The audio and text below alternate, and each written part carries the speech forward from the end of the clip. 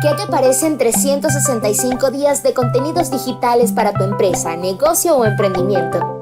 Somos especialistas en redes sociales, diseños, textos, guiones, audio, ilustraciones y correcciones. Realizamos contenidos digitales para tu emprendimiento. Octaedro Contenidos. Contenidos de calidad todos los días del año.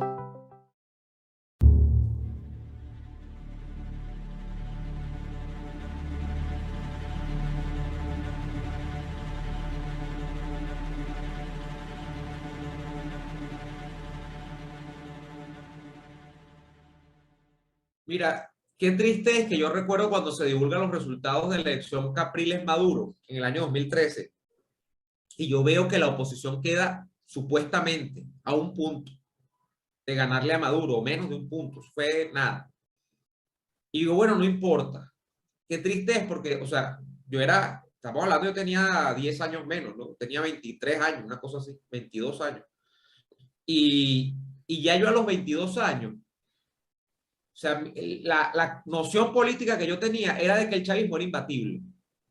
Como a mí me habían, o sea, como yo había crecido con la idea de que en el 98 llegó Chávez, en el 2000 dio una paliza, luego conquistó pues además todos los cuerpos del Estado, o sea, tenía la Asamblea Nacional, tenía las gobernaciones en 2004, ganó todas las gobernaciones menos 2 o 3, de que luego en 2006 se ratifica Chávez con una brecha de más de 20%. O sea, yo había crecido, Daniel, con la idea de que el chavismo era imbatible y de que el chavismo efectivamente, pues, había que combatirlo por la vía electoral, que había sido un error apartarse de la vía electoral y que, bueno, haber ido a la vía electoral con Nicolás Maduro y haberle sacado casi el mismo porcentaje, es decir, quedar casi empatado con Maduro, para mí eso era el logro del siglo. Yo me sentía, cuando divulgan esos resultados, como si nosotros hubiésemos dado la pelea de David contra Goliat, como si de verdad eso hubiese sido un logro. Y a mí no me importaba que Maduro hubiese sido proclamado ganador. Yo decía, no, Maduro no va a terminar el mandato y no importa, ya con ese resultado el chavismo se acabó, porque estamos ahí, y ahí es donde yo digo, bueno, quizá hay que rastrear hasta atrás. La gente dice, no, es que el chavismo en 2015 se dio cuenta que no iba a poder ganar más elecciones y por eso se las empezó a robar. No, yo creo que empezó mucho antes y yo creo que nosotros nos pasó la cosa por el frente de la cara y no la vimos, ¿no? Yo creo que ya el año 13 te revelaba cómo el chavismo como movimiento electoral estaba pues en barrena, estaba listo.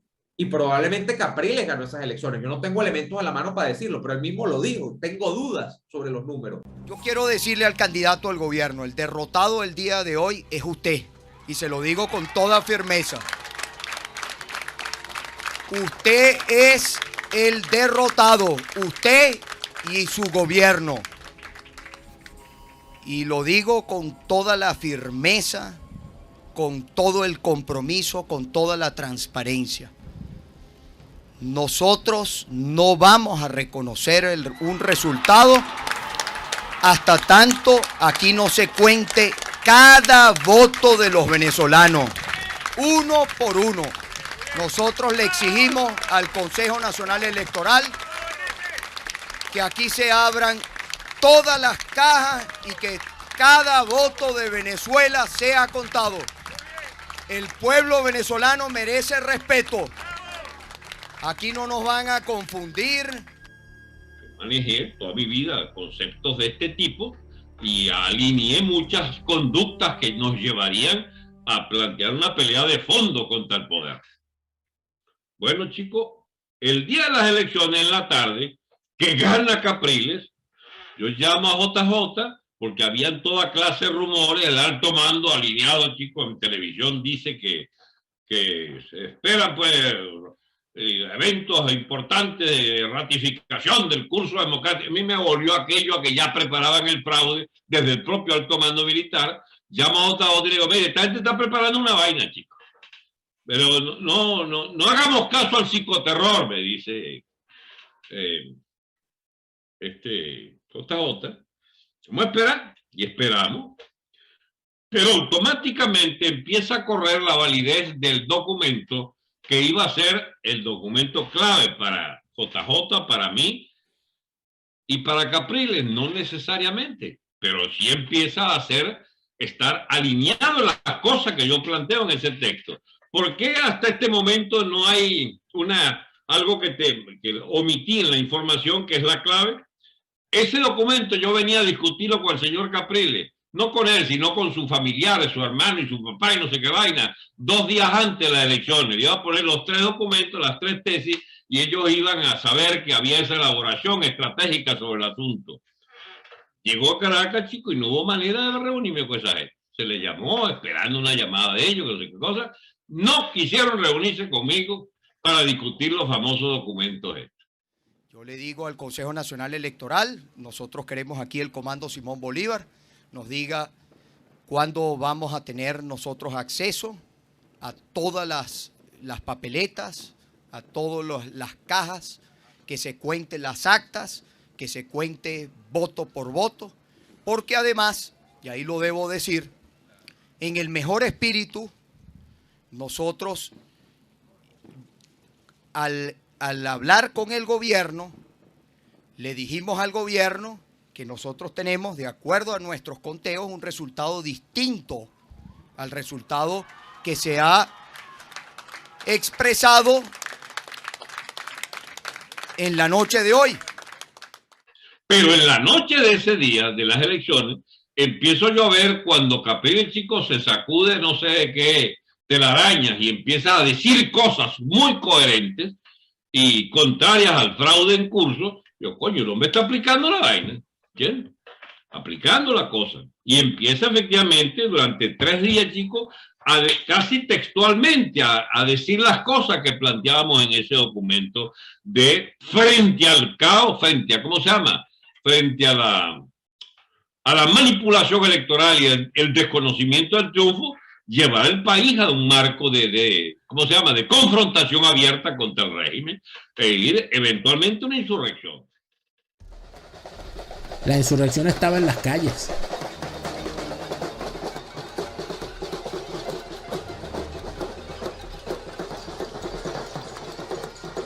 Venezuela veía nuevamente la oportunidad definitiva.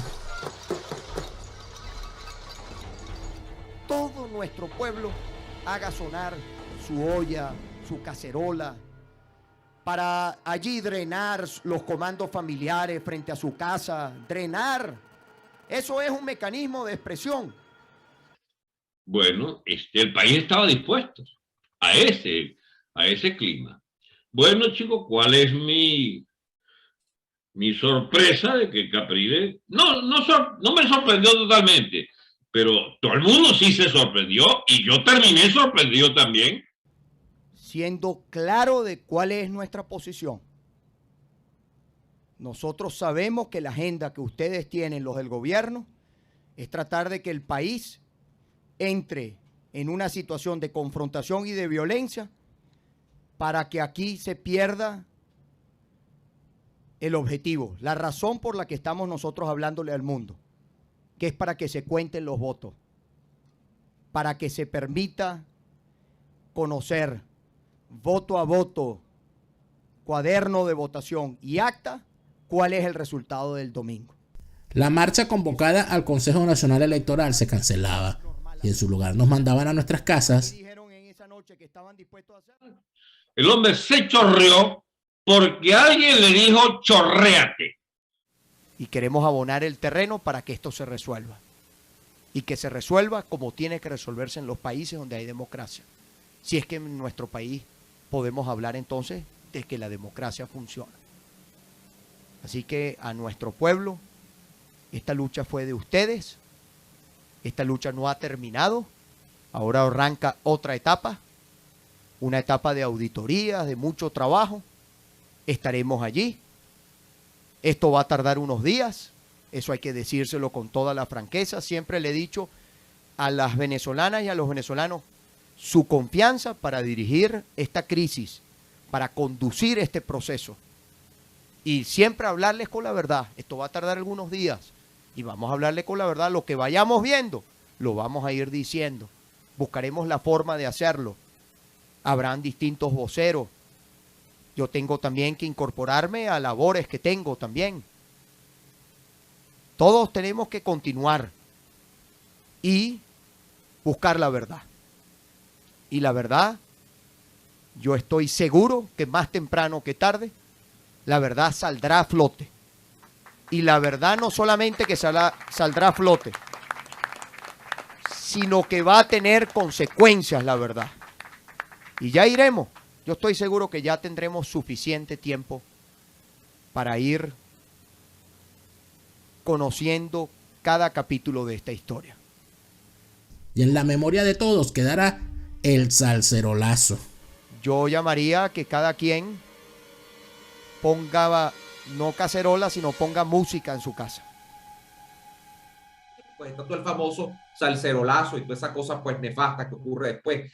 Pero el tema acá es que yo digo, si yo era un chamo, o sea, yo hablo por la gente de mi generación, ¿cómo se sentirían las personas de mi misma generación en esa época diciendo, bueno, no, es que no importa, Maduro como que ganó, pero ganó con muy poco, o gente como tú, que yo recuerdo que tú estabas en el estado Vargas y entonces estabas en los centros de votación y tú me decías, el espíritu que hay es que de que ni siquiera es que se ganó, es que la gente está en la calle, es que la gente está exigiendo el triunfo, es que la gente no quiere que Maduro se imponga.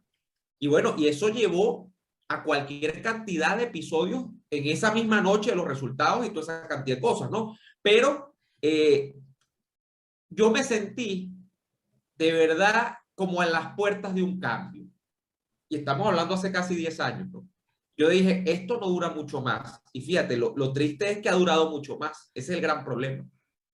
O fue una amenaza muy directa, o fue un conglomerado de fuerza que lo llamaron al orden, o fue el propio, ¿cómo se llama?, tutor ideológico en ese momento, que era el propio JJ. Yo no puedo afirmar que fue JJ Rendón el que le dijo echar para atrás, porque todo lo que pintaba con JJ era de mantenerse en la ruta de sostener la vaina, de sostener el triunfo electoral. Yo llegué a dudarlo, te lo digo cuando confieso, y él me lo desmintió después. No, eso, yo no tuve nada que ver con ese retroceso. Entonces me confirmé en esa tesis de que el tipo era manipulable, chantajeable, o por un consenso raro logró desmontar lo que fue una enorme victoria a su favor y transformarla en una amarga derrota de la cual no se recuperó nunca, hasta hoy. ¿Qué sucedió en esta historia? ¿Por qué no se abrieron las cajas? ¿Será todo esto una película?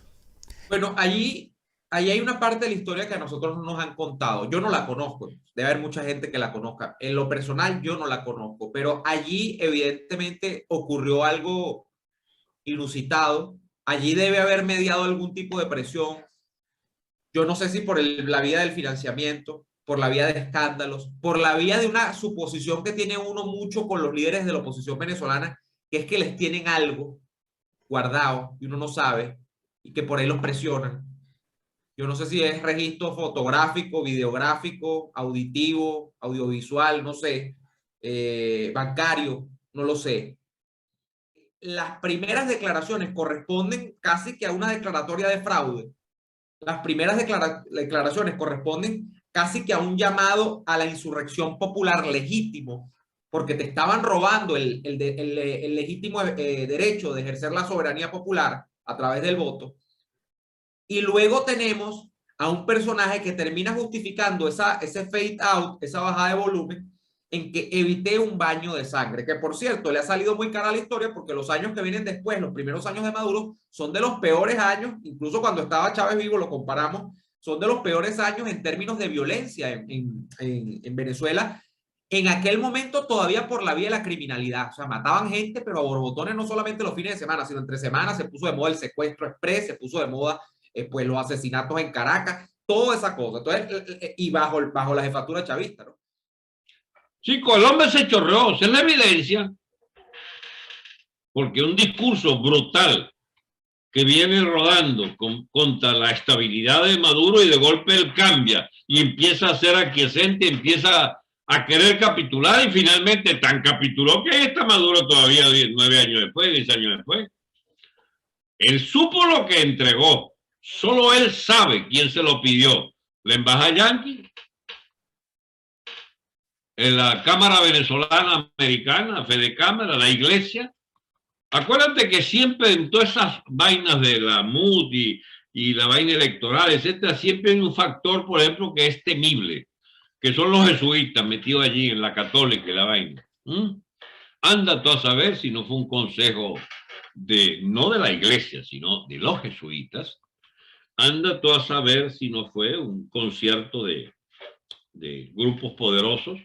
El más poderoso de ellos, la propia embajada americana, ha dicho: cálmese que esto lo acomodamos más adelante, pero por ahora retroceda. Yo creo que Capriles tuvo una oportunidad extraordinaria justamente en el año 13 y quizás después. Lo que se pensó con Capriles es que Capriles le iba a pasar como le pasa a los candidatos presidenciales, que pierden pero que quedan ahí, ¿no? Y sobre todo en el caso venezolano, que es que van a ser los líderes del proceso de oposición. Y si realmente Enrique Capriles es y ha sido siempre la pieza necesaria del régimen, como esa oposición leal a la revolución para perpetuarse en el poder. Pero nada, me costaría decirte, ok, puede ser eso. ¿Qué cambia? La realidad del país es la misma. ¿Cómo se inventa por la cantidad de millones tales o cuales? El hecho es que una decisión política de Estado resolvió mantener el régimen chavista en su putrefacción madurista, y para mí que el Departamento de Estado está detrás de esa vaina. Lo cierto es que a casi una década de estas elecciones, la capitulación de Enrique Capriles Radonsky ha llevado a nuestro país a vivir los años más oscuros de su historia. Capriles, a ti también te llegará la justicia.